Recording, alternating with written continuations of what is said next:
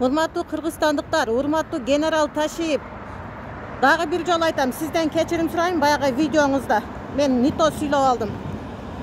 Адамдын жаны кайнаганда, каны кайнаганда ар түрлүү сөз чыгат оозунанчы. Ошондуктан тилиңди жулуп алам дедиңиз, ал сиздин ата-энеңизге асылган жок. Ал киши менин акам. Неме деп сүйлөдү?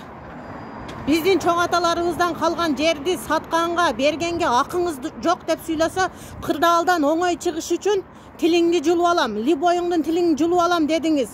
Мамлекетте иштеген, айрыкча УКМКда иштеген адам антип сүйлөбөйт. Маданиятсыздыкты өзүңүз көргөзүп жатасыз. Бийлигиң маданиятсыз болсо, элиңе баары бир, элиң эшек курт болот.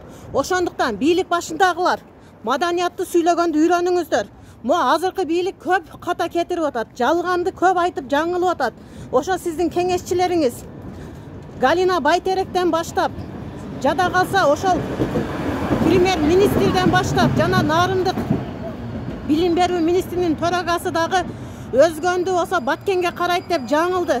Мынтип сиздер башкарсаңар Кыргызстанды эртең эле сазга отургузуп коесуздар. Ошондуктан ойлонуп башкарыңыздар.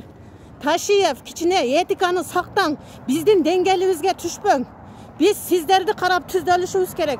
Анан элим, Мадумаровго асылбаңыздар. Мадумаровдун ар бир ишин айтып берсем, мына чачтан көп, уктуңуздарбы жакшылыгыны.